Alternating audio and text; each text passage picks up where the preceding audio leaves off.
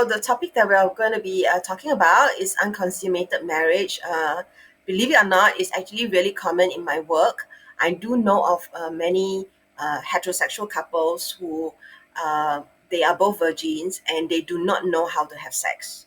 So they might be fumbling, they are not sure where is the vagina, for instance, and sometimes the person with the penis, the man, has difficulties with maintaining his erection, finding the right angle in order to penetrate. So, unconsummated marriage can happen, and there are many reasons for it. One of it is difficulties with around the erection, and another one is vaginismus. So, vaginismus is a condition that happens when the vagina shuts down, making penetration difficult or impossible. So, the person with the vagina, she is feeling fear. She's feeling fear of pain. She's feeling fear of the unknown.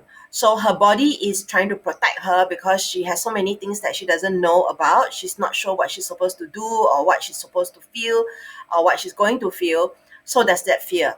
So the body is actually so smart, it's trying to protect her, so it's tensing up.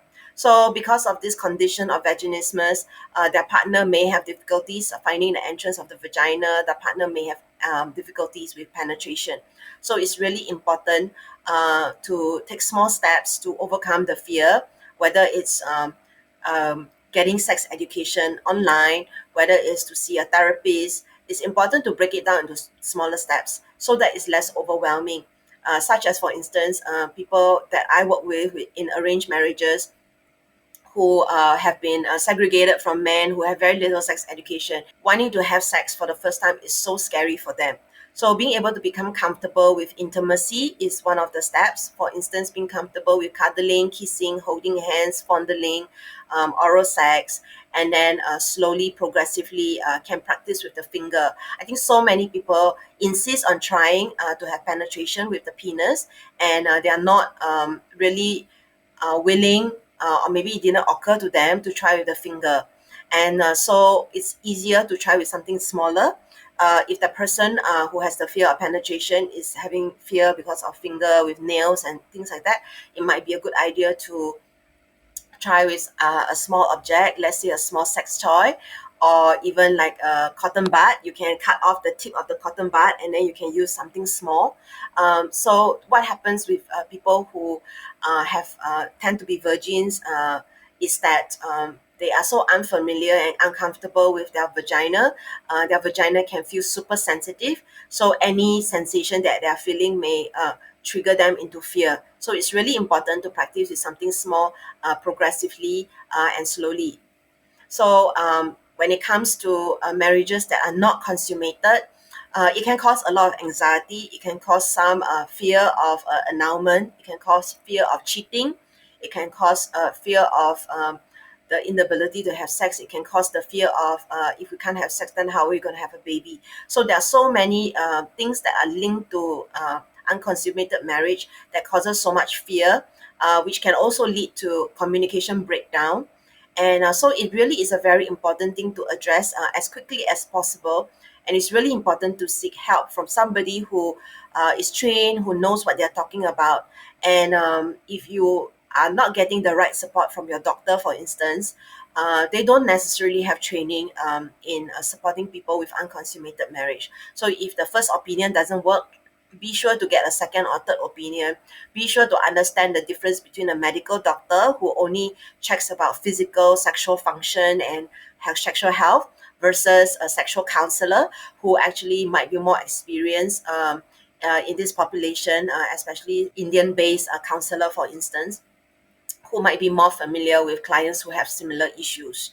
So it's actually very common in the Asian population to come across clients who have unconsummated marriage. So I really encourage you not to be embarrassed and to seek help. Yes, it's important because I mean there's so many parts to being in a relationship and marriage. There's the communication, there's the intimacy, there's working well as a couple, and representing your partner as the spouse. So we put on many hats, right? We are their friend, we are the lover, we have their spouse. So it's really important to see that sex is not just about sex. Sex is also about intimacy and closeness. So the sense of union and closeness that you feel with sex is something really, really special. And so it is important. It's a wonderful thing to experience and to enjoy as a couple. I wouldn't say like wrong, something is wrong, but a lot of times the reason why we don't know what to do is because we don't have this knowledge. So it's not that there's something wrong with us. It's more like we didn't know what to do because we didn't have any training. We don't have sex education. So there are a lot of articles about how to have sex, but I think there are not a lot of good articles around how to have sex as somebody who hasn't had sex before. So, of course, unconsummated can also refer to people who have had sex before, but unconsummated marriage means haven't had sex upon marriage. So I have clients who are not able to consummate their marriage and they're seeking help as early as one day after their wedding. I have clients who immediately book a session. I have clients who come in to see me 1 month after their wedding or 1 year.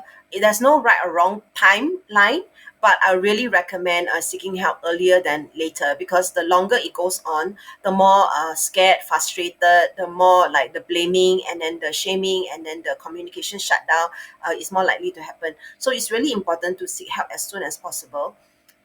Don't There's no need to be distressed about something.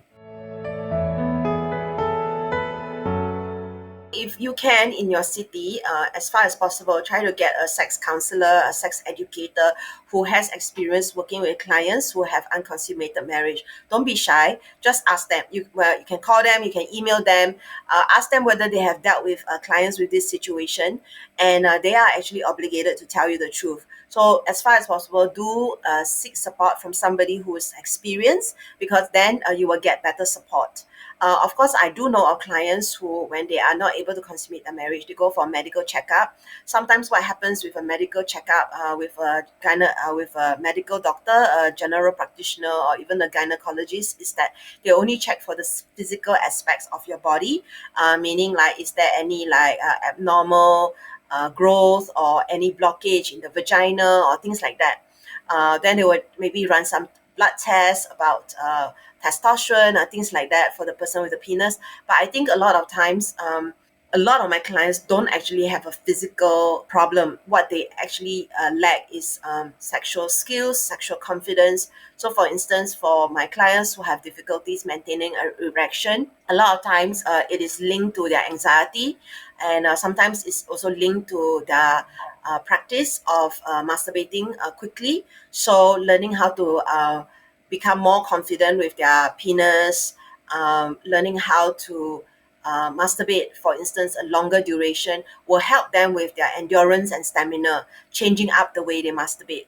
So, what I do is depending on what the client comes to me for, whether it's vaginismus, whether it's because they don't know how to have sex, whether it's because of difficulties or anxiety around the erection, so that I'll give them a different specific advice.